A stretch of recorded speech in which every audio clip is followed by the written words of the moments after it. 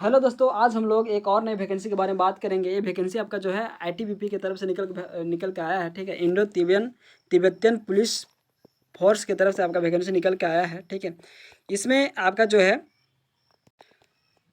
इसमें आपका विभिन्न पदों पर आपका वैकेंसी रहने वाला है। कई डिपार्टमेंट से वैकेंसी निकल के आया है। जैसे आपका हेड कांस्टेबल ड्रेसर वेनेटरी के लिए रहने वाला है। ठीक है, मेल मेल के लिए है।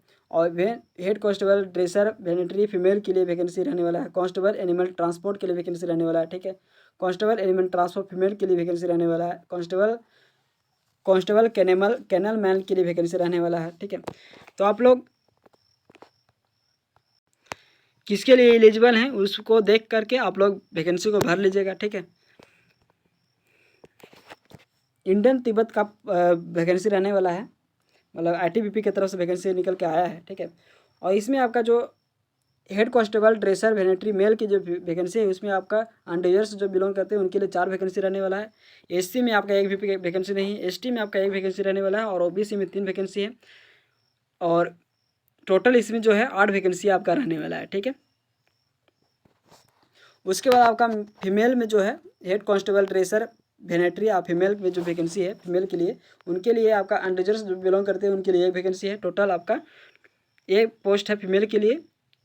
और हेड कांस्टेबल के लिए जो वैकेंसी है उसमें आपका 9 पोस्ट रहने वाला है। ठीक है, उसके बाद आपका जो है कांस्टेबल एनिमल ट्रांसपोर्ट मेल और फीमेल के लिए जो वैकेंसी है उसमें आपका मेल के लिए 44 पोस्ट रहने वाला है अनरिजर्व कैटेगरी के लिए। ठीक है, 11 पोस्ट रहने वाला है एसी के लिए और 10 पोस्ट रहने वाला है एसटी के लिए और 22 पोस्ट रहने वाला है ओबीसी के लिए और ईडब्ल्यूएस के लिए 10 पोस्ट रहने वाला है। टोटल 97 पोस्ट पर वैकेंसी निकल के आया है कांस्टेबल एनिमल ट्रांसपोर्ट के लिए। ठीक है, मेल कैंडिडेट के लिए। उसके बाद आपका फीमेल कैंडिडेट के लिए जो है 8 पोस्ट रहने वाला है अनरिजर्व कैंडिडेट के लिए। ठीक है, और एसी के लिए 2 पोस्ट है। एसटी में आपका 2 पोस्ट है। ओबीसी में 4 पोस्ट है और ईडब्ल्यूएस में आपका 2 पोस्ट रहने वाला है। टोटल 18 पोस्ट वैकेंसी है इसमें। और दोनों मिला करके आपका मेल फीमेल दोनों मिला करके 115 पोस्ट पर वैकेंसी निकाला गया है। ठीक है, उसका कैनल मैन का जो वैकेंसी है उसमें आपका ओनली मेल के लिए है। मेल के लिए है। ठीक है, मेल में आपका जो अनरिजर्व जो बिलोंग करते हैं उनके लिए 3 पोस्ट है और 1 पोस्ट आपका ओबीसी के लिए है। ठीक है, टोटल 4 पोस्ट हो गया। 4 पोस्ट पे आपका वैकेंसी जो निकाला गया कैनल मैन के लिए है। ठीक है, और इसमें जो आपका सैलरी रहने वाला है वो 25,000 ड्रेसर के लिए रहने वाला, ड्रेसर वेनेटरी के लिए रहने वाला 25,000। ठीक है, और 21,000 जो है एनिमल ट्रांसपोर्ट और कैनल मैन के लिए 21,700 रुपये वैकेंसी रहने वाला है। ठीक है, 700 रुपया आपका सैलरी रहने वाला है। ठीक है, 21,700 से 69,700 तक जाएगा। और जो हेड कांस्टेबल की वेनेटरी के लिए है ड्रेसर वेनेटरी के लिए उनके लिए 25,000 से 81,000 तक आपका सैलरी रहने वाला है। ठीक है, एज लिमिट जो मांगा गया है एज लिमिट है इसमें मांगा गया है 18 से 27 साल होना चाहिए ड्रेसर वेनेटरी के लिए और कैनल मैन के लिए।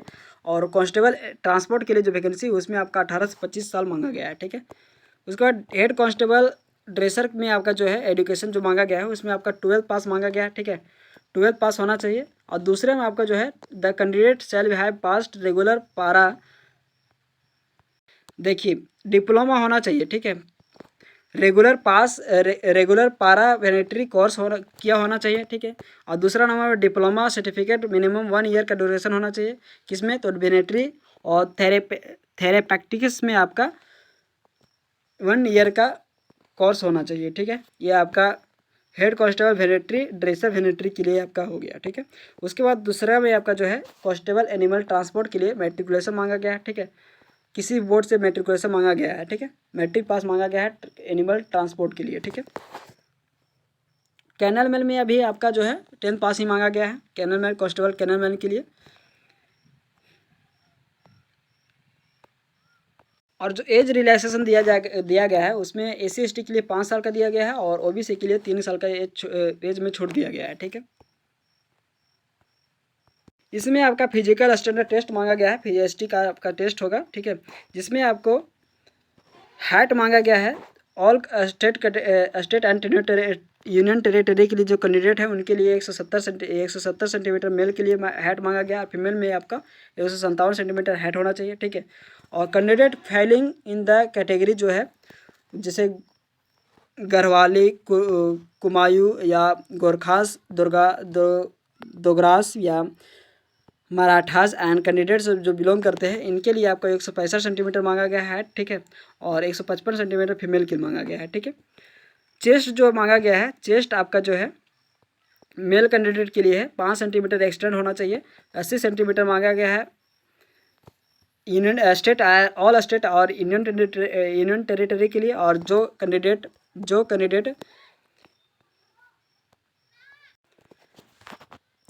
जैसे कोई विशेष क्षेत्र से आते हैं, जैसे गोरखा, गढ़वाली हो गया, कुमायूं हो गया, गोरखास हो गया, दोगरास हो गया, मराठास हो गया, Himachal Pradesh and union territories, Ladakh, Andaman Nicobars हो गया, लक्षद्वीप हो गया, यहाँ जो बिलोंग करते हैं उनके लिए 78 सेंटीमीटर मांगा गया है हाइट, 78 सेंटीमीटर मांगा गया है चेस्ट, ठीक है।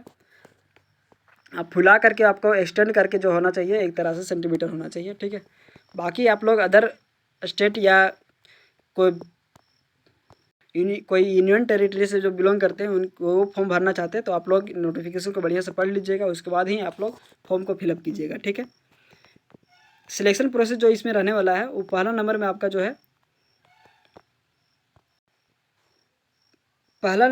जो है कैंडिडेट को फिजिकल टेस्ट और आपका पीईटी होगा और पीएचटी आपका टेस्ट होने वाला है, ठीक है। शारीरिक जांच और शारीरिक माप आपका होने वाला है, ठीक है। उसके बाद आपको कॉमन वेरिफिकेशन होगा, ठीक है। आपका जो फिजिकल स्टैंडर्ड टेस्ट मांगा गया है उसमें आपका पीटी जो है 1.6 किलोमीटर का रनिंग होने वाला है, ठीक है। कितना मिनट में होने वाला है तो आपको 7:30 मिनट में आपका 7 मिनट 30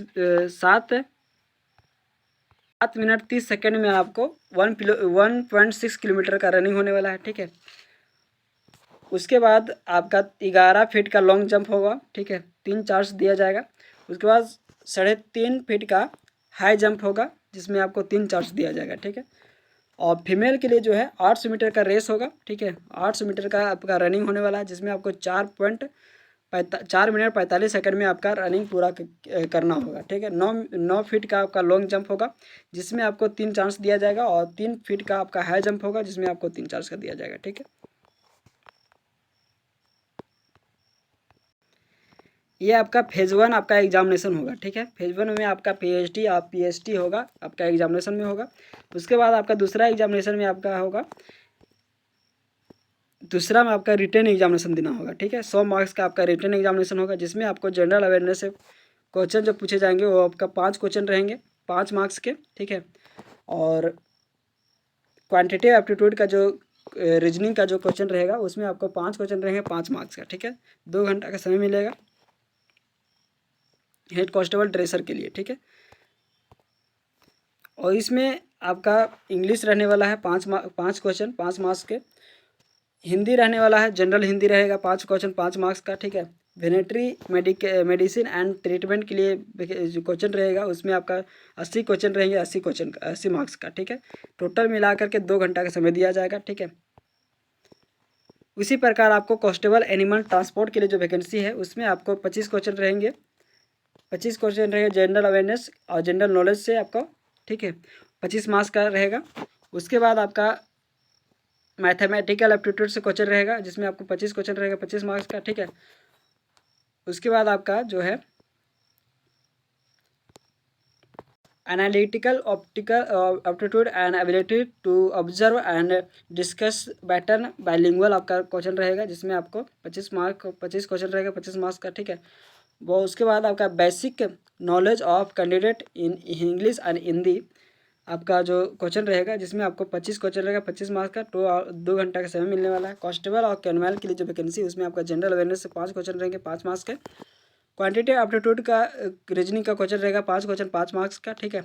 जनरल इंग्लिश और हिंदी का क्वेश्चन रहेगा 10 मार्क्स का 10 क्वेश्चन।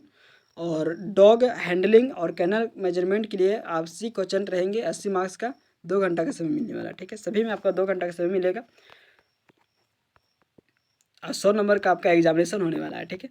धन्यवाद दोस्तों। ऐसे ही वीडियो के अपडेट पाने के लिए सब्सक्राइब करें हमारे चैनल एनी टाइम अपडेट को, लाइक एंड शेयर करें। धन्यवाद।